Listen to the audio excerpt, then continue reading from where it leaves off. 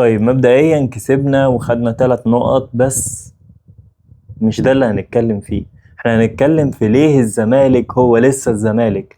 ليه الزمالك في اسهل ماتشاته لازم يخلي جمهوره قاعد على اعصابه.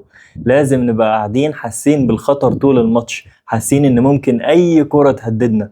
ليه ما بنقدرش ان احنا نجيب الجون التاني والتالت والرابع والخامس؟ النهاردة يا جماعة كمية اجوان ضاعت. حرام بجد الكور اللي كانت بتضيع دي. الكرة بتاعت ناصر منسي اللي الجون فاضي وبيحطها في القائم، وكور تانية كتيرة جدا، وقدام خصم تاني غير فاركو كان ممكن يعاقبك جدا.